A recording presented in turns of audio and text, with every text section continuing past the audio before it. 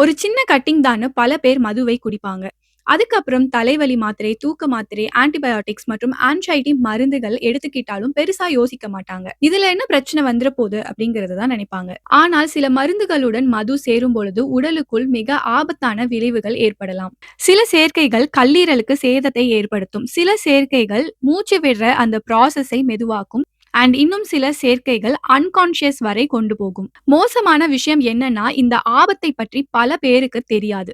So இந்த பதிவுல இன்னைக்கு நம்ம பார்க்க போறது எந்த மருந்துகளுடன் மதுவை எடுக்கக்கூடாது, மருத்துவர்கள் ஏன் மருந்து எடுக்கும் பொழுது மதுவை தவிர்த்திருங்கன்னு சொல்றாங்க, அண்ட் உண்மையாவே நம்ம உடலில் என்ன நடக்குது என்பதை எளிமையாகவும் புரியிற மாதிரியும் பார்க்கலாம். மது உடலுக்குள் போனதும் அது முதலில் மூளை மற்றும் நரம்பு அமைப்பின் மீது தாக்கம் கொடுக்க ஆரம்பிக்கும். ரியாக்ஷன் நேரம் மெதுவாகும், முடிவு எடுக்கும் திறன் குறையும், கவனம் செலுத்த முடியாது. அதே நேரத்தில் கல்லீரல் மதுவை உடைக்க ஆரம்பிக்கும். இந்த சமயத்துல உடலுக்குள் மருந்தும் இருந்தது அப்படின்னா கல்லீரலுக்கு 2 வேலையை ஒரே நேரத்தில் கையாள வேண்டியது வரும். சில மருந்துகள் மது தாக்கத்தை இன்னும் அதிகப்படுத்தும் அண்ட் சில மருந்துகள் கல்லீரலுக்கு அதிக அழுத்தம் கொடுக்கும். இன்னும் சில மருந்துகள் மதுவோட சேரும் பொழுது உடலுக்குள் ஆபத்தான கெமிக்கல் ரியாக்ஷன்ஸை ஏற்படுத்தலாம். அதனாலதான் சில மருந்துகளோட பாக்கெட்ல அந்த பேஷண்ட் இன்ஃபர்மேஷன் லீஃப்லெட்னு இருக்கும். அதாவது ஒரு ஸ்லிப் மாதிரி இருக்கும். அதுல வந்து எப்படி எல்லாம் எடுக்கணும் அப்படின்லாம் போட்டிருப்பாங்க. அந்த இன்ஃபர்மேஷன் லீஃப்லெட்ல do not consume alcohol while taking this medicine. அதாவது இந்த மருந்தை எடுக்கும் பொழுது மது குடிப்பதை தவிர்க்கவும் அப்படிங்கிறத அந்த லீஃப்லெட்ல சொல்லுவாங்க. தூக்க மாத்திரைகள், ஆன்சைட்டி மருந்துகள், மயக்க மருந்துகள் போன்ற மருந்துகள் ஏற்கனவே மூளையை மெதுவாக செயல்பட வைக்கும். அதே மாதிரி மதுவும் நம்ம மூளையை டிப்ரெஸ் பண்ணும். இந்த இரண்டும் சேரும் பொழுது மூளையை மிகவும் மெதுவாக செயல்பட வைக்கும். கடினமான தூக்கம், குழப்பம், புவர் கோஆர்டினேஷன், மோசமான ஒருங்கிணைப்பு நம்ம உடலில் நடக்கும். ஞாபக சக்தி பிரச்சனைகள் போன்ற அறிகுறிகள் வரலாம். சில நேரம் மூச்சு விடுறது கூட ரொம்ப கஷ்டமாக இருக்கலாம். ஒருத்தர் சாதாரணமாக தூங்குற மாதிரி தான் இருக்கும். ஆனால் உடலில் அமைதியாக ஆக்ஸிஜன் அளவு குறைந்து வந்துகிட்டே இருக்கும். அதனால தான் நான் முன்னாடி சொன்ன மருந்துகள், தூக்க மருந்துகள், ஆன்சைட்டி மருந்துகள், மயக்க மருந்துகள் இதை எல்லாமே எடுக்கும் பொழுது மதுவை தவிர்க்கவும். அடுத்து வலி நிவாரணி மருந்துகளை எடுக்கும் பொழுது மதுவை எடுத்தால் என்ன நடக்கும்? பல பேர் தலைவலி வந்தால் அல்லது உடல் வலி வந்தால் உடனே வலி நிவாரணி மாத்திரைகளை எடுத்துக்கிறோம். ஆனா அதே நாள்ல மதுவையும் குடிப்பாங்க. குறிப்பாக பாராசிட்டமால் மற்றும் ஐபுப்ரோஃபனோட மது சேரும் பொழுது ரொம்ப ஆபத்தான நிலை ஏற்படலாம். பாராசிட்டமால் மற்றும் மது இரண்டுமே கல்லீரல்ல தான் ப்ராசஸ் ஆகுது. இதனால கல்லீரல் சேதம் அடைகிறதுக்கான அந்த ரிஸ்க் ரொம்ப அதிகமாகவே இருக்கு. குறிப்பாக வழக்கமா மதுவை அருந்தினால் குடித்தால் கல்லீரல் டேமேஜ் அப்படிங்கிறது கண்டிப்பாக இருக்கும். ஐபுப்ரோஃபன் அப்படிங்கிற அந்த வலி நிவாரணி மாத்திரை வயித்தெரிச்சலை ஏற்படுத்தும். எதனால அப்படின்னு பார்த்தா வயிற்றுக்குள்ள இருக்கக்கூடிய லைனிங், அந்த லைனிங் தான் வயிறை பாதுகாக்குது. அந்த லைனிங்கை இரிட்டேட் செய்யுது. மதுவும் நம்ம வயிற்றில் எரிச்சலை ஏற்படுத்தும். அதனால இந்த இரண்டும் சேரும் பொழுது வயிற்று புண் வரும். அசிடிட்டி, சிவியர் அசிடிட்டி, கடினமான அசிடிட்டி வரலாம். அது மட்டும் இல்லாமல் வயிற்றுக்குள் ரத்தப்போக்கு ஏற்படலாம். அடுத்த ஆன்டிபயோட்டிக்ஸையும் மதுவையும் சேர்த்து எடுத்தா என்ன நடக்கும்ங்கிறத பார்க்கலாம். ஆன்டிபயோட்டிக்ஸ் என்பது பாக்டீரியா தொற்று நோய்க்கு பயன்படுத்தக்கூடிய மருந்துகள்.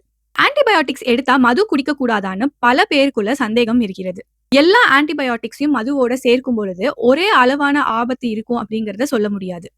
ஆனாலும் சில ஆன்டிபயோட்டிக்ஸ் மதுவோட சேரும் பொழுது உடல்ல சிவியர் ரியாக்ஷன்ஸ் தரலாம். நாசியா, வாந்தி, ஃபிளஷிங் என்றால் ஸ்கின், அதாவது தோல் சிவத்தல் அப்படின்னு சொல்லுவாங்க. தலைவலி, இதய துடிப்பு அதிகமாகிறது போல அறிகுறிகள் வரும். அதை விட முக்கியமான விஷயம் என்னன்னா தொற்று நோய் இருக்கும் பொழுது உடல் ஏற்கனவே பலவீனமாக தான் இருக்கும். அந்த நேரத்தில் நீங்கள் மதுவை குடிக்கிறீங்க அப்படின்னா உடலால மறுபடியும் மீண்டு வர்றது அப்படிங்கிற அந்த ஒரு ப்ராசஸ் செயல்பாடு மெதுவாகும். எதிர்ப்பு சக்தி அமைப்பு முறையாக வேலை செய்ய முடியாமல் போகலாம். அதனால மருத்துவர்கள் ஆன்டிபயோட்டிக் கோர்ஸ் முடியும் வரை மதுவை தவிர்த்திருங்கன்னு சொல்றத கேட்டிருப்பீங்க. ஆன்டி டிப்ரெசன்ஸோட ஆல்கஹால் நம்ம உடல்ல என்ன கொடுக்கும் அப்படிங்கறத பார்க்கலாம். ஆன்டி டிப்ரெசன்ஸ் என்றால் மன அழுத்தத்திற்காக பயன்படுத்தக்கூடிய மருந்துகள். ஆன்டி டிப்ரெசன்ஸ் மூளையில் இருக்கக்கூடிய ரசாயனங்களை சமநிலைப்படுத்துவதற்காக பயன்படுத்தக்கூடிய மருந்துகள். மதுவும் மனநிலை மற்றும் உணர்ச்சிகள் மீது தாக்கம் கொடுக்கக்கூடிய ஒரு பானம். இந்த இரண்டும் வேலை செய்யும் பொழுது மருந்து முறையாக வேலை செய்யாமல் போகலாம். சில பேருக்கு அதிகமாக தூக்கம் வரலாம், மயக்கம் வரலாம், எமோஷனல் இன்ஸ்டெபிலிட்டி, அதாவது உணர்ச்சிகள் ஸ்டேபிளாக இருக்காது, குழப்பம் மாதிரியான பிரச்சனைகள் வரலாம். இன்னும் சிலருக்கு மன அழுத்தம் பிரச்சனைகள் அறிகுறிகள் அதிகமாகவும் மோசமாகவும் ஆகலாம். மென்டல் ஹெல்த் ஏற்கனவே பிரச்சனையாக இருக்கும் பொழுது, சென்சிட்டிவா இருக்கும் பொழுது மதுவை எடுத்துக்கிறீங்க அப்படின்னா அது மூளையோட அந்த ரசாயன சமநிலையை டிஸ்டர்ப் பண்ணும். அதனால ஆன்டி டிப்ரெசன்ட்ஸ் எடுத்துக்கொள்ளும் பொழுது மதுவை தவிர்த்து விடணும். டயபெட்டிஸ் மருந்துகளோட மதுவை எடுக்கும் பொழுது உடலில் என்ன நடக்கும்? டயபெட்டிஸ் அப்படிங்கும் பொழுது நீரிழிவு நோய். இதற்கு பயன்படுத்தக்கூடிய மருந்துகளை தான் டயபெட்டிஸ் மருந்துகள்னு சொல்றோம். டயபெட்டிஸ் மருந்துகளை எடுத்துக்கொள்ளும் பொழுது மதுவை அருந்தினால் ரொம்ப ஆபத்தான இரத்த சர்க்கரை மாற்றம் உருவாகலாம். குறிப்பாக இன்சுலின் மற்றும் சில மருந்துகளை எடுப்பவர்கள் மது குடித்தார்கள் அப்படின்னா அவங்களோட இரத்த சர்க்கரை அளவு திடீரென்று குறையும். அந்த நேரத்தில் வேர்வை, தலை சுற்றல், நடுக்கம், மயக்கம் போன்ற அறிகுறிகள் ஏற்படலாம். சில சமயம் இரத்த சர்க்கரை திடீரென்று குறைந்தாலும் இதே அறிகுறிகள் வரலாம். அதனால உண்மையான பிரச்சனை என்ன அப்படிங்கறத கண்டுபிடிக்கிறது அந்த இடத்துல கடினமாயிடும். தான் இந்த சேர்க்கையில ஆபத்தான ஒண்ணு. அடுத்தது அலர்ஜி மருந்துகளை மதுவோட சேர்க்கும் பொழுது நம்ம உடலில் என்ன நடக்கும்ங்கிறத பார்க்கலாம். சில அலர்ஜி மருந்துகள் குறிப்பாக ஃபர்ஸ்ட் ஜெனரேஷன் ஆன்டிஹிஸ்டமின்ஸ் ஏற்கனவே தூக்கத்தை ஏற்படுத்தும். மதுவோடு சேர்த்து எடுக்கும் பொழுது மூளையை மெதுவாக செயல்பட வைக்கும். இந்த இரண்டையும் சேர்த்து எடுக்கும் பொழுது கவனம் குறையும், ரியாக்ஷன் டைம் குறையும், உடல் ஒருங்கிணைப்பு பலவீனமாகும். அதனால வாகனம் ஓட்டுறது, மெஷின்ஸ் பயன்படுத்துறது இது இரண்டுமே ஆக்சிடென்டல் ரிஸ்கை அதிகப்படுத்தும். அதாவது விபத்து அபாயத்தை அதிகரிக்கும்.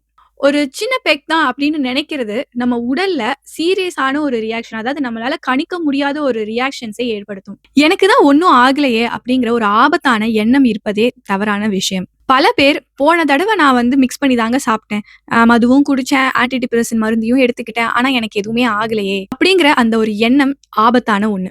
ஒவ்வொரு மனிதனோட உடலும் வித்தியாசமானது. கல்லீரல் ஆரோக்கிய நிலை, டோசேஜ், நேரம், உடல் ஆரோக்கிய நிலை இது எல்லாமே ஒவ்வொரு மனிதனுக்கும் வித்தியாசமானதுதான். ஒரு நாள் பிரச்சனை இல்லைன்னா அடுத்த தடவை அது பாதுகாப்பானது அப்படிங்கிறது கேரண்டி கிடையாது. சில சேதங்கள் அமைதியாக நடந்துட்டு இருக்கும் நம்ம உடல்ல, ஆனால் இந்த அறிகுறிகள் பின்னாடிதான் தெரியும். அதனால முன்னாடி எனக்கு அந்த அனுபவம் இருந்தது, அது பாதுகாப்பானது அப்படிங்கிறது கிடையாது. சோ எல்லாருக்கும் பாதுகாப்பான பழக்க வழக்கங்கள் என்ன அப்படிங்கறத பார்ப்போம். மருந்து எடுத்துக்கொண்டிருக்கும் போது மது குடிக்கணும் போல இருக்கு அப்படின்னா முதலில் அந்த மருந்தோட லேபலை செக் பண்ணுங்க. மருத்துவர் அல்லது பார்மசிஸ்டோட அறிவுரையை பின்பற்றணும். மது குடிப்பதை தவிர்க்கவும்னு லேபல்ல போட்டிருந்தா கண்டிப்பா அதை நீங்க பின்பற்றணும். மதுவை தவிர்க்கவும். நண்பர்கள் அறிவுரைகள், இணையதளத்தில் இருக்கக்கூடிய மித்ஸை நம்பி எந்த மருந்தையும் மதுவோட எடுத்துறாதீங்க. நிறைய மருந்துகளை நீங்க எடுத்துட்டு இருக்கீங்க அப்படின்னா நீங்க ரொம்ப கவனமாக இருக்கணும். ஒரு சின்ன பெக் தானே, ஒரு சின்ன கட்டிங் தானேன்னு அதை அண்டர் எஸ்டிமேட் பண்ணாம நம்ம உடலுக்கு என்ன பாதுகாப்போ அதை செய்யுங்க. ஒரு வழியா பதிவோட நிறைவுக்கு வந்துட்டோம். ஒரு சாதாரண மாத்திரை கூட மது சேரும் பொழுது நம்ம உடலில் நம்ம கணிக்கவே முடியாத ஆபத்தான சேதங்கள் ஏற்பட்டுட்டு இருக்கலாம். சில நேரம் அறிகுறிகள் உடனே தெரியாது. ஆனால் கல்லீரல், மூளை, இதயம், வயிறு இது போன்ற உறுப்புகள் மெதுவாக பாதிக்கப்படலாம். அதனால நீங்க மருந்து எடுத்துட்டு இருக்கீங்க அப்படின்னா மது குடிப்பதற்கு முன்னாடி 2 தடவையாவது யோசிங்க. உங்களுக்கு ஏதாவது சந்தேகங்கள் இருந்தா மருத்துவர்கள் அல்லது பார்மசிஸ்டை கேட்டு தெரிஞ்சுக்கோங்க. அண்ட் இந்த பதிவுல சொல்லப்பட்ட விஷயங்கள் ஏதாவது உங்களுக்கு கமெண்ட்ஸ் இருந்தது அப்படின்னா அதையும் நீங்க கமெண்ட் செக்ஷன்ல சொல்லுங்க. சோ இந்த பதிவை முழுமையாக பார்த்ததற்கு நன்றி. இந்த பதிவு உங்களுக்கு பயனுள்ளதாக இருக்குன்னு நினைச்சீங்கன்னா லைக் பண்ணுங்க. உங்க கருத்தை நீங்கள் தெரிவிக்கலாம். அண்ட் சேனலை சப்ஸ்கிரைப் பண்ணிக்கோங்க. அண்ட் இது நாள் வர என்னோட சேனலை சப்ஸ்கிரைப் பண்ணிட்டு பார்ப்பவர்களுக்கு நன்றி. அடுத்த வீடியோல பார்க்கலாம். நன்றி.